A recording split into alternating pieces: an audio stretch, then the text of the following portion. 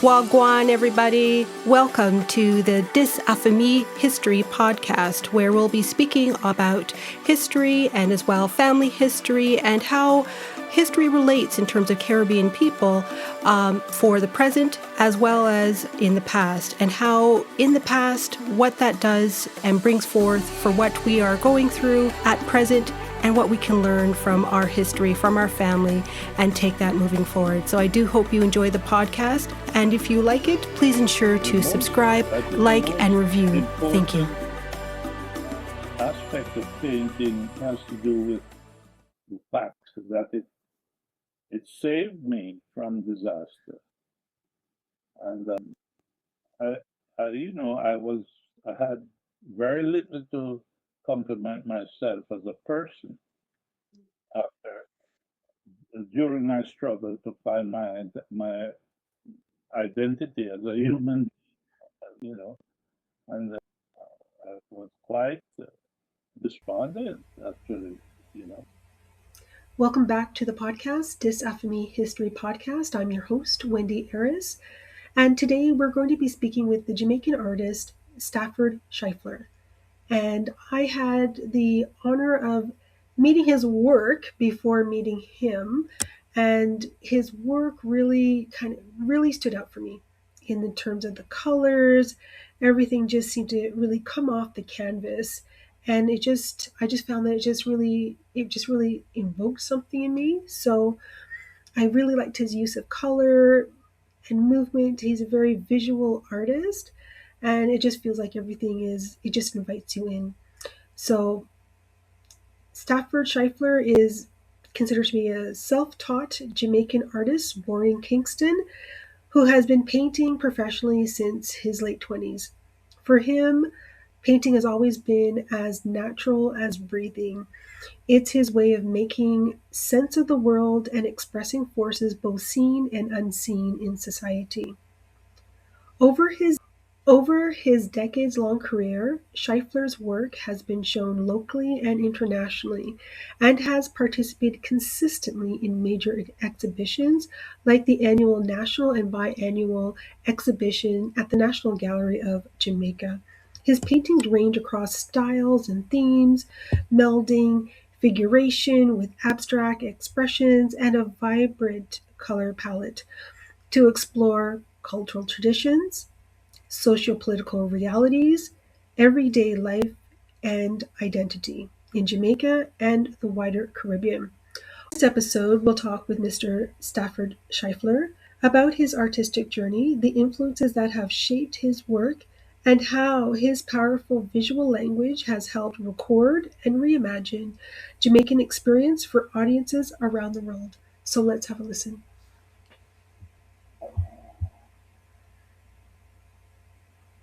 Thank you so much, Stafford Schliefer, for coming on to the podcast, Dis Affamie History, to be able to talk about your artwork, because I happened to see when I was visiting in Jamaica just this past July, that I was able to see your artwork, and I thought this would be a really great conversation to be had and to explore your work as well.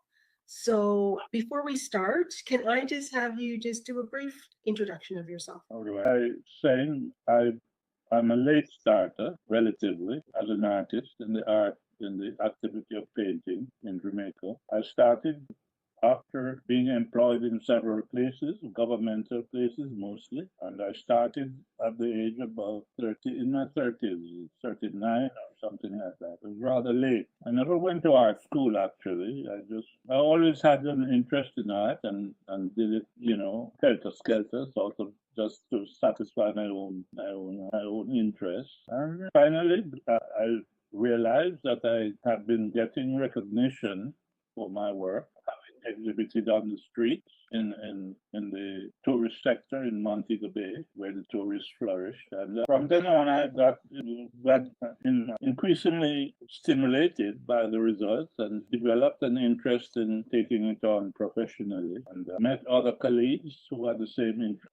We founded a little group of about 4 artists, and we started on the sidewalk, painting and selling on the sidewalk in the tourist sector, and gradually improved. Confidence increased and developed gradually into the area of going and being accepted into galleries and exhibiting more widely in galleries and moving the National Gallery, the All Island exhibition, a big exhibition, biggest exhibition we had in Jamaica. And from then on, confidence grew, and I gradually demonstrated some competence, increased competence, and became increasingly accepted by the art buying public. And so here I am, still surviving, gratefully. That's wonderful. And I know you said you started later in life, but how would you describe, I guess, your artistic style to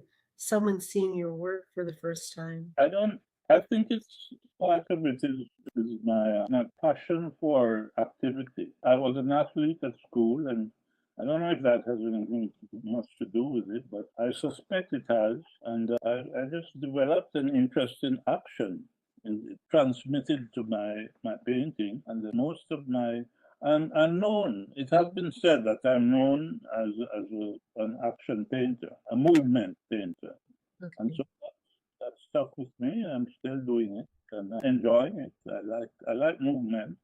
That's the theme of my activity as a painter. So would you say, would there have been any other Jamaican or international artists that kind of have influenced your work? At the earliest stages, when I had a sojourn in Arizona, and Paladin, who was a very well-known painter in that region in America, Southwest Arizona, and he was very generous, unselfish, and became a good friend. And we would sit and watch each other paint and that sort of thing. He was very, very unselfish, well known. It surprised me. I didn't expect him to be so generous as a well known, much more well known than I was just visiting, really. And Dave accepted me and had me in his studio, and we were sharing friendship that way. It was I'll never forget him. I think he was half Indian, Cherokee, and his name was, his Indian name was Cheslahe, which meant little turkey at the mountain or something like that. Oh, very interesting. Now, I know you said a lot of your painting is by movement, but you do capture a lot of the Jamaican landscape, the people, and the rhythms. They feature really heavily in your pieces. What does painting Jamaica mean to you personally? Painting in Jamaica, Yeah, for you. especially at the beginning of my career, I still do have the conviction that Jamaicans don't really, relatively, don't appreciate art very much. We're inclined to be a little bit slow in determining the real aesthetic of fine art. We tend to still stay in the dimension of street art, painting market people, sort of thing, which stresses me, but that's how it has been, and we're breaking out of it. I think slowly. The art school is still contributing very well to the development of artists, the standard of art in Jamaica, fortunately. And so, do you see your work as a kind of, visual storytelling or preservation of culture? Yes, I think that's very important in my activity as a painter. I am very interested in promoting our cultural activity shamelessly, because I say shamelessly because I've met Jamaicans who think the cane cutting, for example, the cane cutting industry is shameful. It's unfortunate that we had slavery involved in it, but at the same time, it's very much a part, in my opinion, it's very much a part of our cultural activity. A lot of productivity ensued from the sugarcane industry. Nothing shamed of. The only thing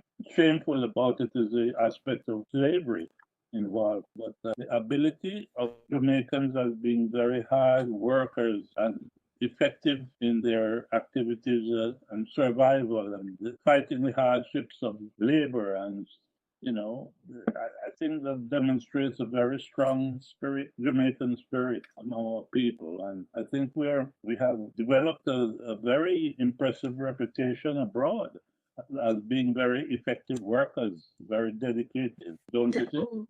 No, definitely on the worker piece. But it's unfortunate that some people see, that scenery of King production as being as a very negative piece. It just, unfortunately, just one of those things that had occurred that doesn't have any great context with it. So, would you be able to walk us, I guess, through your process, from inspiration to canvas?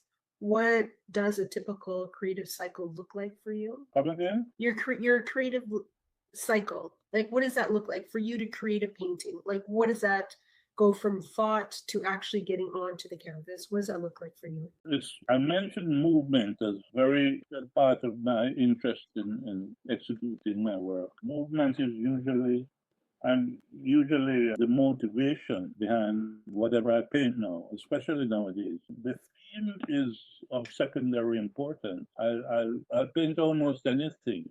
Okay. Actually, I'm not sure if this is worth mentioning, but I find it an interesting indicative of or indication of how misunderstood I can be. I had a painting, abstract painting, which had a sexual connotation, and a very prominent president of an American college came out, was introduced to me and wanted to see my work. I took him to the studio and he saw this painting, which was called Phallic and Mammary Symbols in Procreation. But it was in abstract form. It wasn't vulgar, it was abstracted, but had to do with movement. Vigorous movement. And when he saw it, he didn't know what it was, but he appreciated the movement. And then he said, "What is it called?" And I told him phallic and mammary symbols in procreative force. And then he said, "Oh no." And he was interviewing me to give me a job as a lecturer in a university. And when he heard that, he cut the deal. Okay. He didn't. He gave up on that proposition. So I lost the opportunity to lecture in the university. Anyway, you live and learn. Definitely. And what would you say, has there been any challenges that you have faced as a Jamaican artist, either creatively or within the broader artwork? I'm not sure I heard that. Like what challenges have you faced? Like was there any challenges for you to get your work out there when you first started, getting into galleries or presenting or being able to sell your work? That was difficult. Was that the question about? Yeah, yeah. I didn't have any trouble, really. As a matter of fact, that's how I managed to survive as an artist because I worked by employment.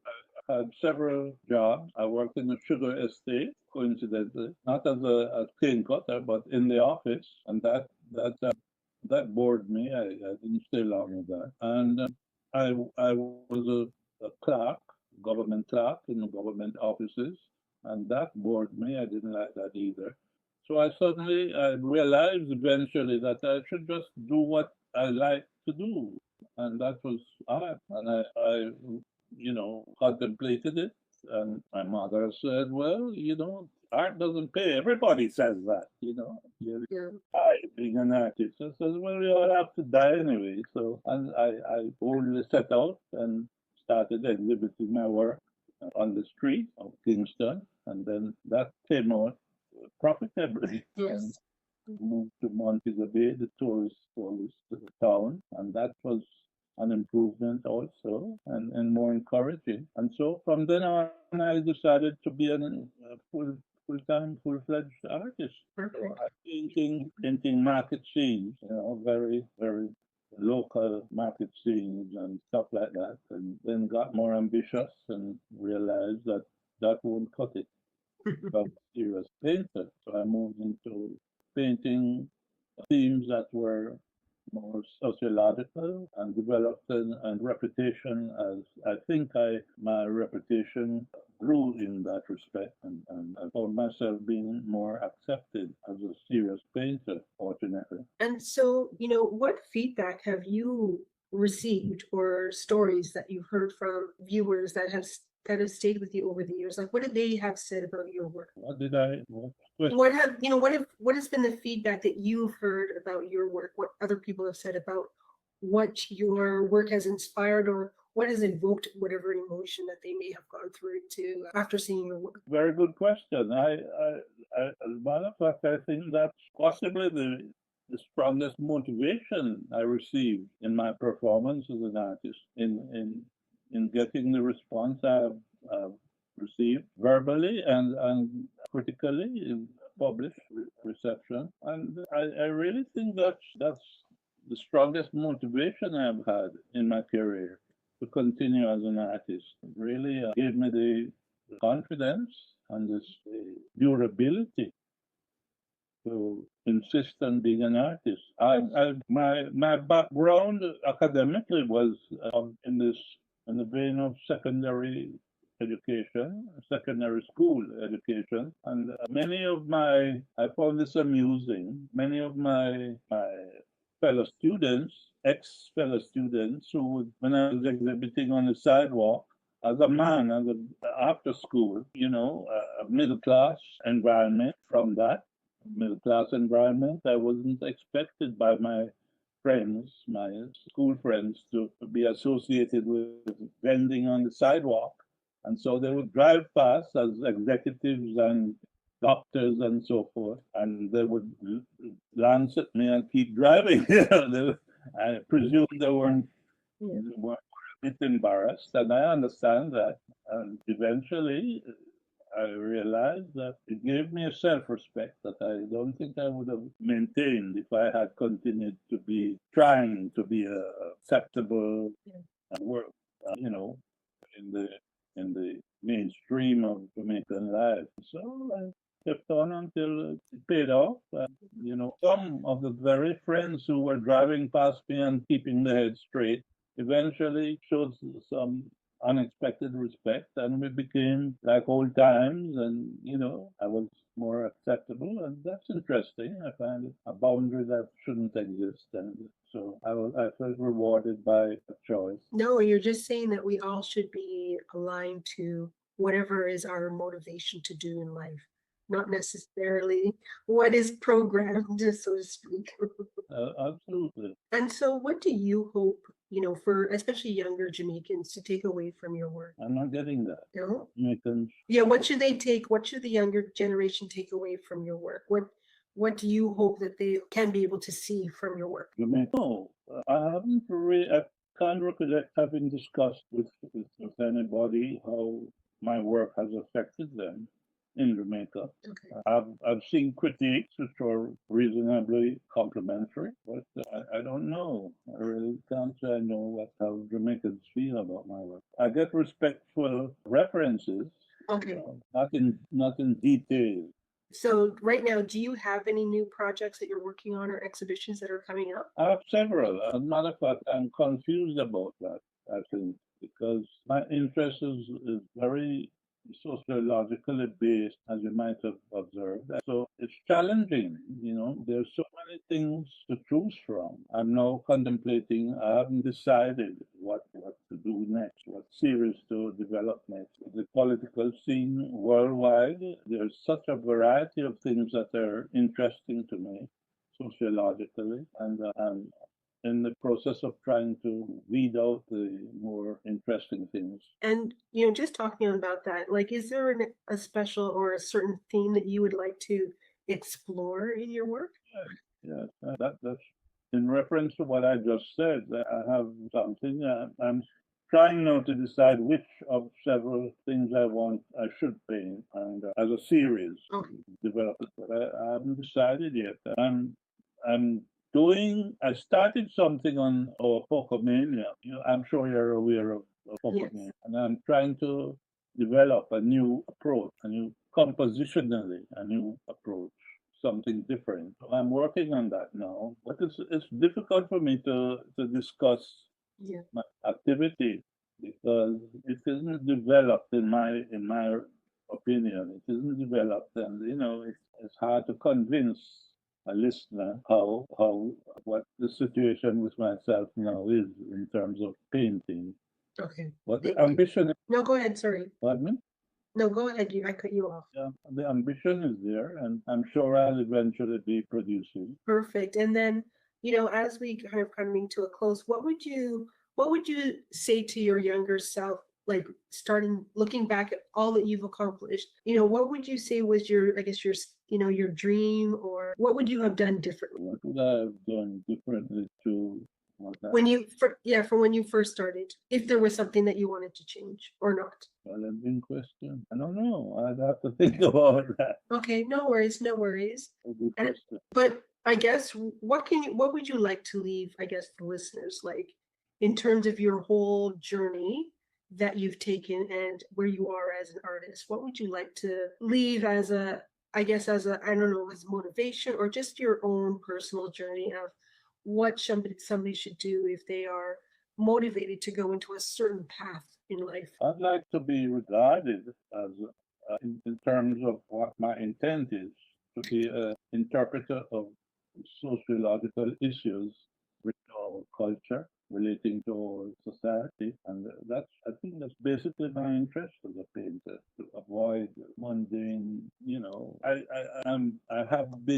I developed an interest in turning over the past indulgence as a market scene painter. Yes, Street. yeah. So I reverted to the opposite. I have been in my recent life trying to be a good, serious abstract painter. Abstraction is my main interest, technically as a painter. Representational painting bores me now. I'm not against it.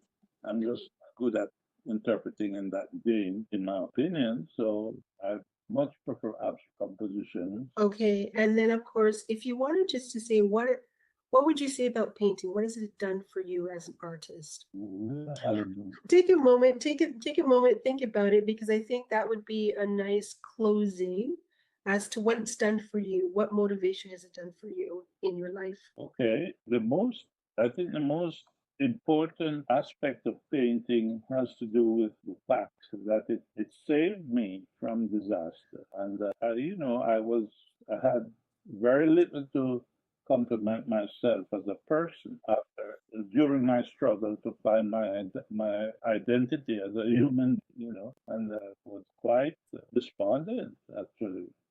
And that decision to be a painter was a very bold one, if I may say so, and risky. My mother at the time told me, "Why do you want to paint? Everybody says that, Why you want? There's nobody, art doesn't pay."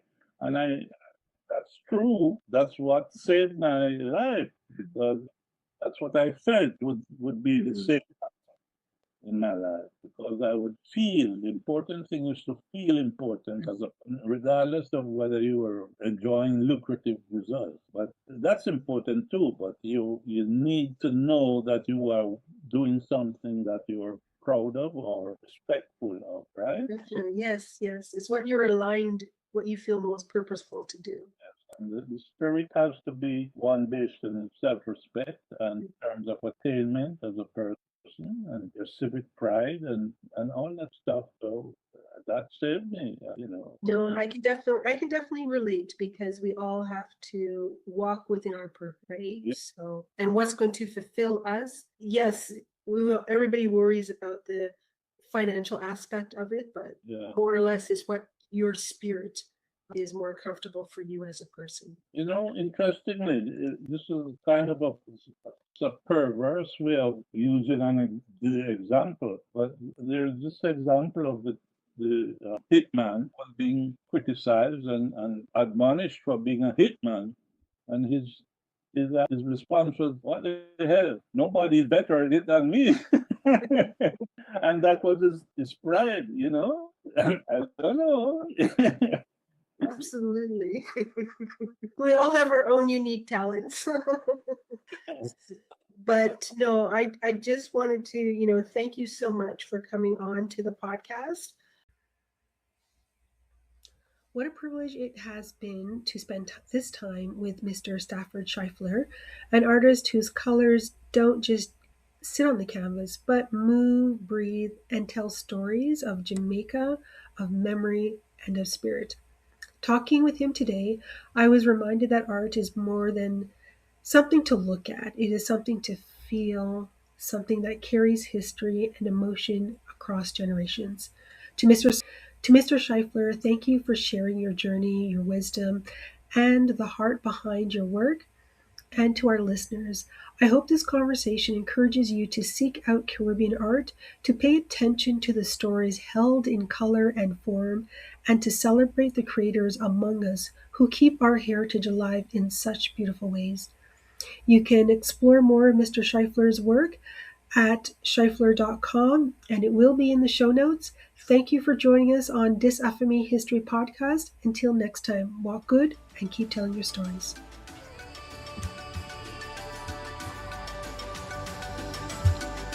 Hoped you enjoyed this episode, and if you did, please make sure to like, follow, subscribe, and write a review for the episode wherever you listen to your podcast. Thank you.